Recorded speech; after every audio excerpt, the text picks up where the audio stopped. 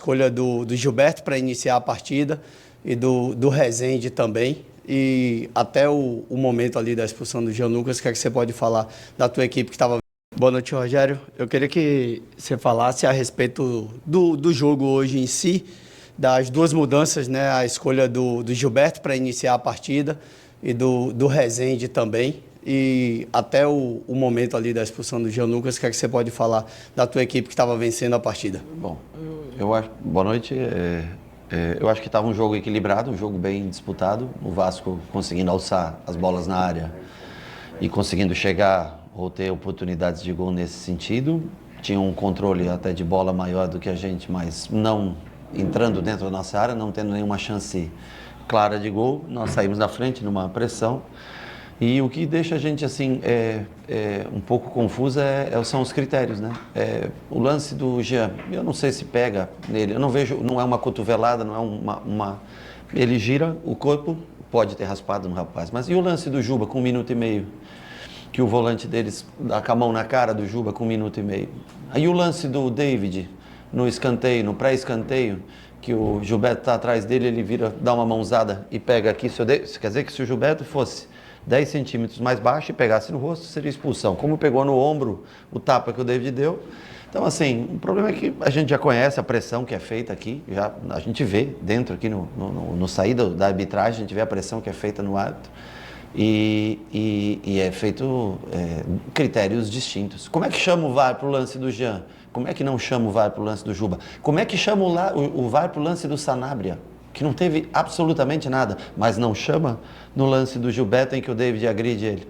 Então, assim, o jogo é até o minuto da expulsão e nós não conseguimos suportar aqueles 8 minutos que faltavam, 10 minutos que faltavam do primeiro tempo para tentar ajeitar melhor o time para o segundo tempo. Infelizmente, ainda no cruzamento, a bola desvia, se eu não me engano, no Sanabria, né? Acho que o Gabriel dá uma escorregada no lance, o Gilberto poderia estar fechando um pouquinho, o Coutinho entra e faz o gol. Mas eu acho que o jogo ele é definido nisso, nesses detalhes, que nos lances contra nós foi chamado VAR, até em lances que não tinha nem necessidade de chamar, que era o caso do Sanabria.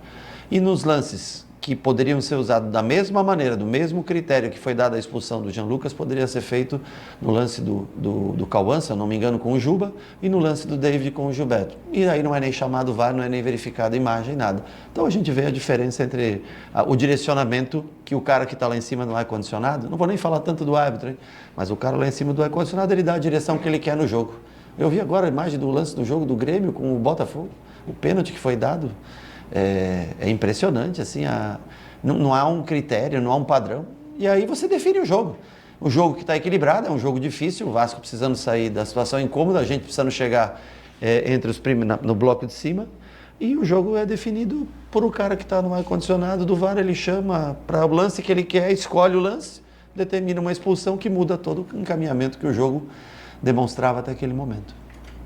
Rogério, aqui atrás, Fred Uber, TV Globo. Queria te fazer uma pergunta não relacionada diretamente ao jogo. Esse ano o Campeonato Brasileiro está batendo recorde de jogadores estrangeiros. Queria que você desse a sua opinião. O que esses jogadores que têm experiência, né, de outras ligas dão ao nosso campeonato? Bom, eu assim, acho que é uma pergunta super interessante. Para o momento, não é no calor de um jogo, de sair, de te responder talvez com tanta profundidade. Mas eu acho que tem ótimos jogadores na América do Sul como um todo.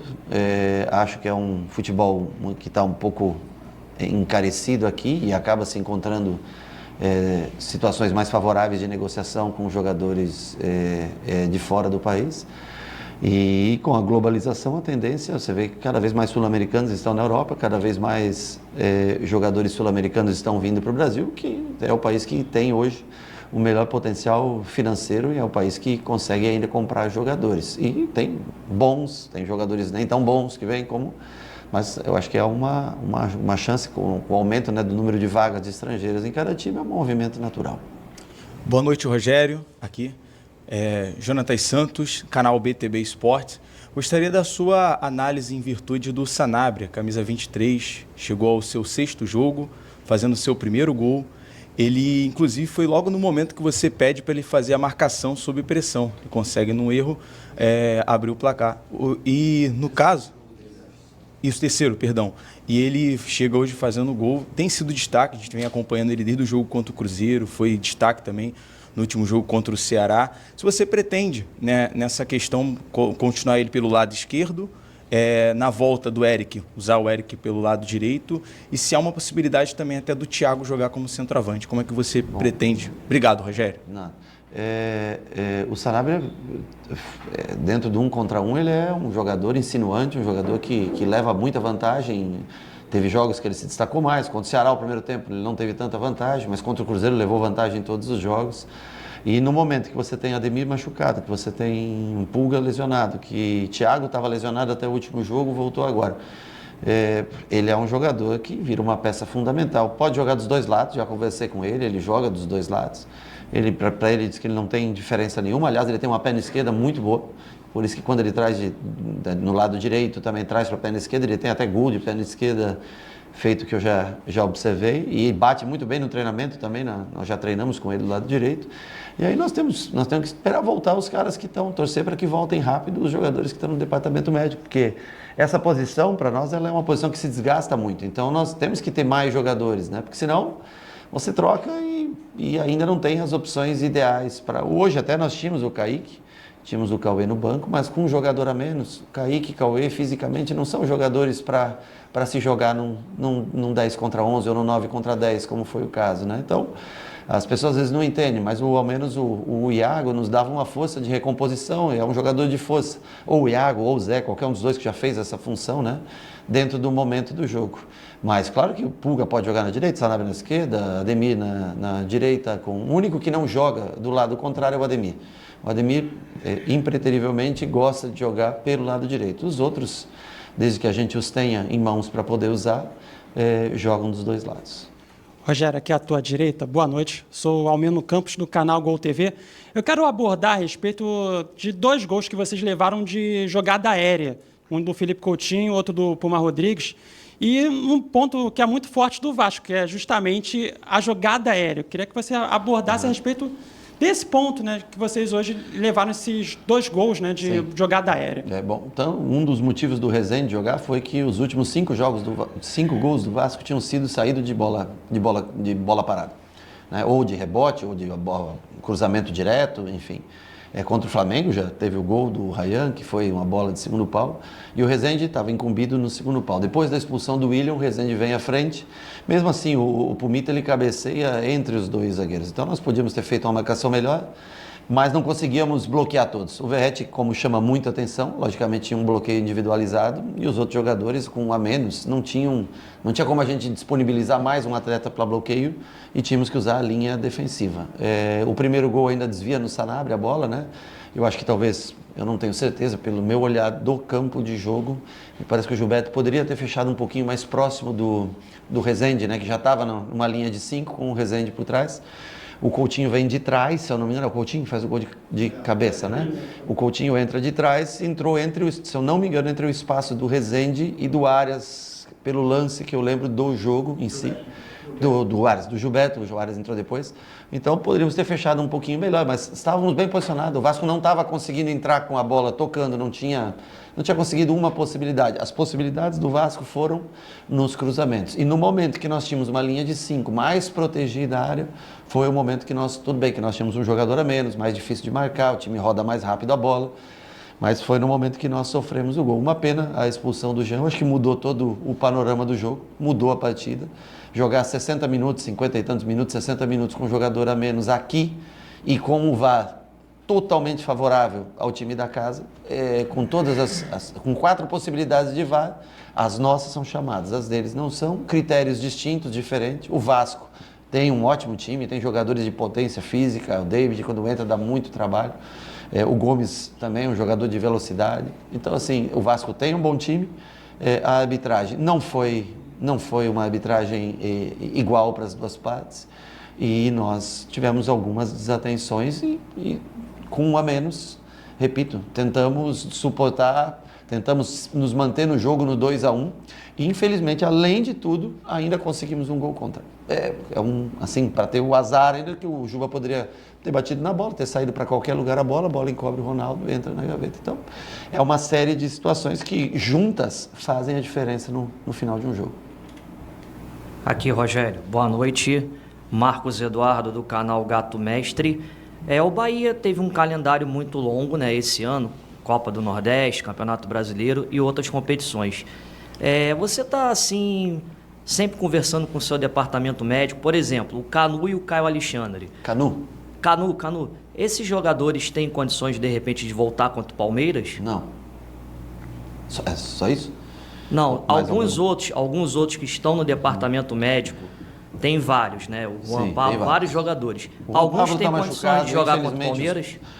Talvez o Ademir tenha chance de, como ele infelizmente treinou com a gente um dia, mas estava muito sobrecarregado ainda, sentiu um cansaço muito grande, ficou em dúvida, e nós, como já tivemos uma relesão do Pulga, também temos mais cuidados agora com os jogadores que voltam. Então, talvez tenhamos o Ademir para o jogo, é a única possibilidade. Os outros não têm, infelizmente, fazem muita falta. Nós não temos um leque de opções. Além, a nossa primeira opção de base, que é o Juan Pablo, que é um jogador um pouco mais experimentado, está machucado já há muito tempo. Nós temos jogadores há 40, 60, 90 dias no departamento médico que fazem um pouco de falta para a gente, sim. Eu não posso dizer, até os jogadores que estão aqui contribuem, mas alguns nós não temos, principalmente no setor ofensivo, nos faz muita falta. Começamos o ano com Pulga, Lúcio e Ademir. Nesse momento nós não temos nenhum dos três, né? Aí tinha Thiago para substituir, machucou. Tinha Juan Pablo que podia substituir, machucou. Infelizmente, são lesões, acontece. São muitos jogos, mas assim, nós não vamos se apegar a isso, nós temos que dar um jeito, temos que tentar, primeiro, trazer o máximo de jogadores possíveis, porque não dá para escolher. Aqui contra o Vasco é difícil, né? Contra o Palmeiras em casa também é difícil. Contra o Botafogo aqui é difícil. Contra o Flamengo em casa, que é o do dia 5, também é difícil. Então, né? Agora, quando tem, além de tudo isso, das dificuldades que nós já temos por natureza, dos times que nós enfrentamos, que são bons times, como é o Vasco, e com uma arbitragem que um cara do vídeo que chama todos os lances para o adversário e não chama para a gente, fica mais pesado, fica mais difícil. Temos que tentar ajustar, porque o campeonato não para e os jogos nós temos uma sequência de jogos muito pesadas, muito difícil. E, infelizmente, esses atletas que estão, alguns, o Eric, por exemplo, sei lá, 90 dias, 100 dias, não sei. Infelizmente, essas lesões acontecem e atrapalham o nosso planejamento. Obrigado, Rogério. Aqui, Rogério, boa noite. Sérgio Quinte, canal Atenção Vascaínos. Você pontuou agora há pouco os gols que o Vasco vem fazendo na bola aérea e certamente você também analisou os gols que o Vasco vem sofrendo. Vários de erros individuais, assim como aconteceu hoje. O que houve de conversa específica com os seus atletas, principalmente em relação à marcação-pressão? Se houve algum papo para forçar algum erro individual e aproveitar essas falhas que o Vasco vem cometendo? Obrigado. Marcação-pressão, pela característica do Diniz de jogar, de tentar sempre sair jogando com posse, você não pode deixar abrir esse meio, né, para que eles consigam. Nós roubamos a bola justamente bloqueando bem a saída, o gol do Sanabria, né, nesse sentido. Bloqueamos bem a saída e conseguimos fazer o gol numa marcação-pressão bem feita. Nem tanto pressão, mas muito coeso. Se você não tiver coeso, eles, pelo número de jogadores que eles tentam botar do lado, baixam os 3 jogadores de frente, abrem zagueiros, sobem laterais, baixam os meias por dentro. Então, assim, no momento que nós roubamos naquela pressão, o gol, porque nós estávamos bem posicionados dentro do campo. Sobre as bolas aéreas, nós treinamos. E é incrível porque não é um time alto, hein? O Vasco não é um time alto, mas tem conseguido. Tem o Verratti, que é um exímio e excepcional cabeceador, mas os zagueiros não são tão altos. Mas tem todos os jogadores aí de 1,80m, 1,83m, que não são jogadores baixos, né? O Pumita, eu tinha falado, destacado, eu vi a cabeçada do jogo contra o Flamengo, que ele cabeceia no meio de todo mundo, que o Rossi faz uma grande defesa. E você vê que o cara tem o movimento do cabeceio. Mas com um a menos é impossível você marcar individualmente todos os melhores cabeceadores. Você dá a tua referência para o melhor, que era o Verratti. E eu acho que é mérito, principalmente da batida do Coutinho. Eles têm um padrão de batida, né? Nessa do gol aberto, da bola aberta, entre ponta da pequena área e marca do pênalti, entra sempre com o pé direito. E, infelizmente, no dia que nós colocamos mais um jogador, tudo bem que o William já tinha saído nesse momento, que defende o primeiro pau, e nós tivemos que passar o Rezende para lá, mas nós tomamos o gol no dia que nós tínhamos o time mais alto. Com o Nico, nós tínhamos um time mais baixo. E com o Rezende, nós tínhamos um time mais alto e conseguimos, mesmo assim, infelizmente, sofremos o gol. Faltou um pouquinho de atitude para agredir a bola. Obrigado. Desculpa. Rogério Ceni, boa noite. Danilo do Expresso 1923. Queria tirar uma dúvida da opção do Rezende ao invés do ACV Nico. Isso. porque a saída de bola eu achei do Bahia com uma certa dificuldade no primeiro tempo, ainda quando tinha 11 jogadores. E uma outra pergunta, se me permite, tem sempre, quando é feito esse confronto entre você e o Diniz, de uma vitórias a mais do Diniz em relação a você, e ao mesmo tempo são dois treinadores olhando para os treinadores brasileiros com muita personalidade, treinadores que têm uma marca pessoal. Como é que você encara esse destaque na mídia em relação a um número de vitórias maior do Diniz para você? Isso é parte do jogo.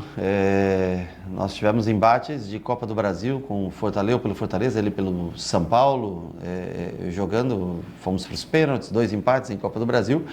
Mas ele tem uma vantagem de jogos em matéria de vitórias em determinados jogos. Eu não sei quanto que é, mas ele tem uma superioridade. Assim como provavelmente se você pegar eu com outro treinador, pode ser que tenha vitória. Eu acho que é muito da onde você está, do time, do momento. No caso de hoje, vencemos o jogo até um cartão vermelho, então acho que isso também tem que ser colocado em conta. E também não diminui, acho que não é pelo cartão vermelho, não diminui nada a qualidade do trabalho dele como treinador. O Rezende e o Nico são jogadores parecidos. Desde 2023 estão no clube. Nenhum dos dois é um exímio, não é um Caio Alexandre, nenhum dos dois tem a mesma qualidade, porém te dão muito mais força de marcação do que o Caio Alexandre, né? O Nico vinha jogando, agora o Caio já faz muito tempo que o Caio está fora. O Nico vinha jogando seguidamente e demonstrou um certo cansaço. Além da bola aérea, como foi perguntada para mim aqui, que era uma preocupação. Então, eu acho que o Rezende, pelo Nico, naquela função, agora que nós encontramos dificuldade, claro que encontramos. Fora de casa, a gente tem um pouco mais de dificuldade do que jogando na Fonte Nova para construir jogo. Qualquer equipe que venha jogar aqui, em tese, vai ter um pouco mais de dificuldade, a não ser aquelas que toda vez chutam a bola para frente e depois brigam pela segunda bola. Então, nós tentamos, dentro do momento que eles não têm uma confiança para sair jogando, ou depois do minuto 30 e pouco que nós tínhamos com um jogador a menos, ficava mais difícil ainda sair jogando.